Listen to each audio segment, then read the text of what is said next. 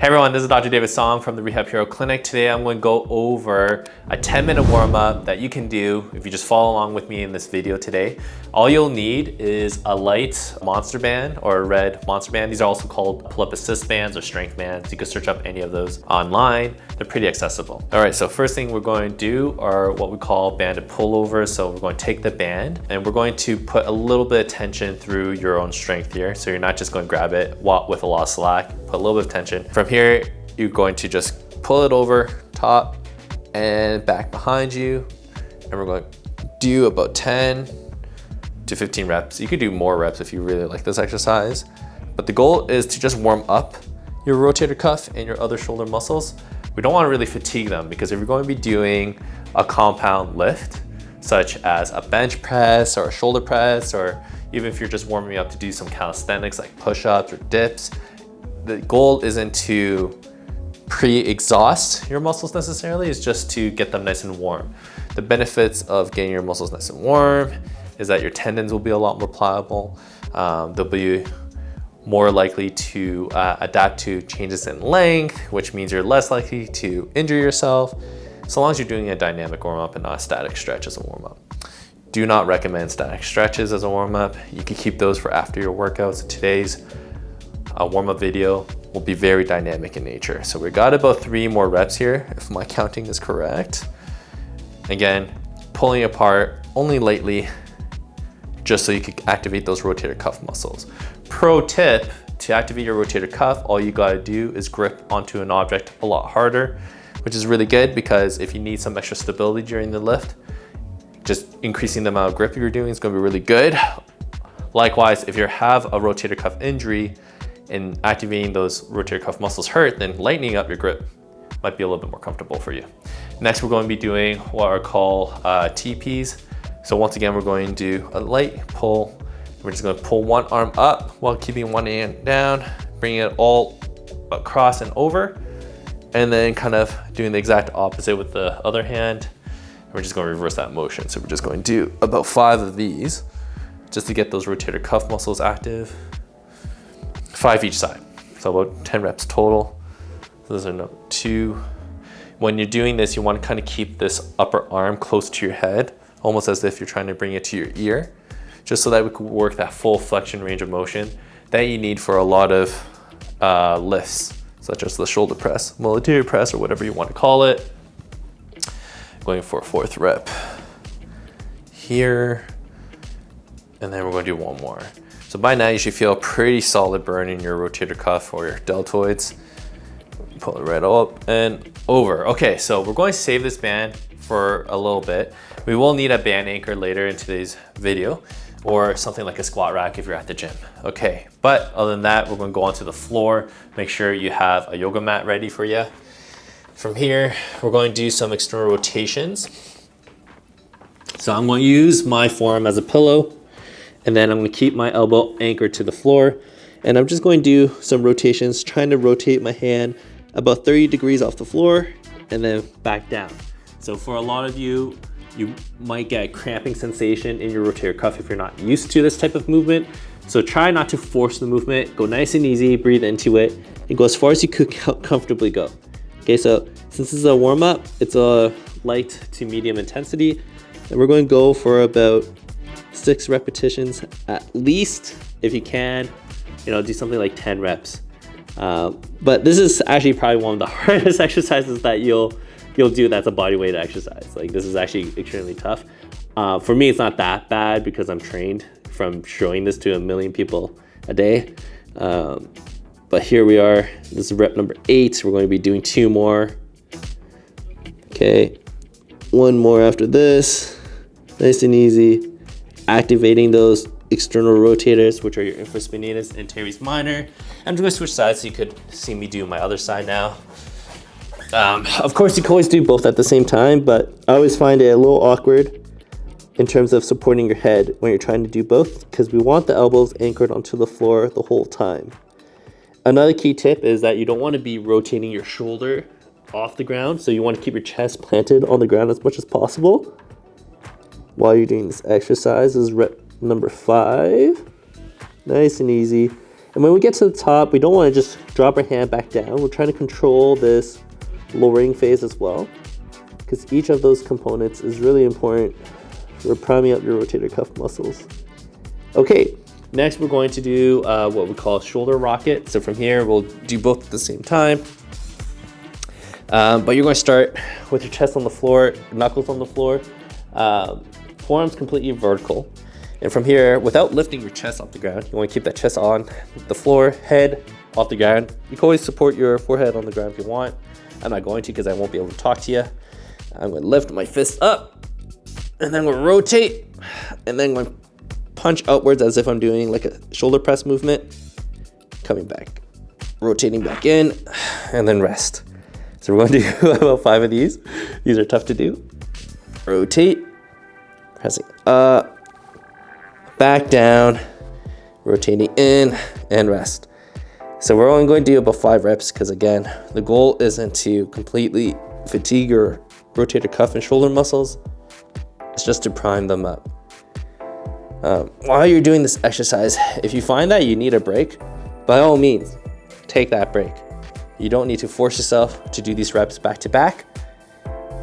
Sometimes if the movement itself is very intense, you can shorten the range so you don't have to go all the way up or all the way back down if you can't really tolerate it that well. Next, we're going to be doing what's called a swimmer. We'll be doing both at the same time. So in a similar fashion to the shoulder rocket exercise we just did, you want to make sure your chest stays on the ground, because if you're lifting it up, you're kind of cheating by going to thoracic and lumbar extension. So this time, we're going to start with our hands behind our backs. We're going to lift it off our back, and we're going to be kind of doing this snow angel movement. As you can see, my hands are making a fist. This is so that I could actually increase my rotator cuff engagement. Now, if you find that making a fist and having that increased rotator cuff engagement is a little spicy, then you could just do it with a flat hand or just do a half fist. But for me, I want my rotator cuff turning on. Coming back down. We're only going to do about 5 reps of this one as well. Got 2 more. Lift up. Rotating out. Reaching up top. Fist trying to shoot forwards. Almost as if I'm trying to fly like a superhero. Back down. Or like a rehab hero. Just kidding. Last one. Rotating up. Fist forwards. Coming back down. Keeping that chest on the ground. And resting. So by now you should have a pretty good sweat. I have a good sweat going on. But we'll be moving on to some of our other banded rotator cuff exercises. From here, I'm gonna be using my band anchor that I have here. But you could just use a squat rack or a cable pulley machine. You could use the cables instead of using a band. So I'm going to be doing this, placing this band about mid-torso height, and I'm going to be doing an uppercut.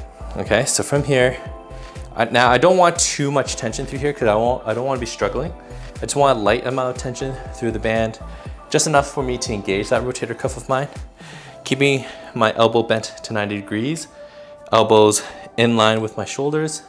I'm just going to raise this elbow up until it's about shoulder height.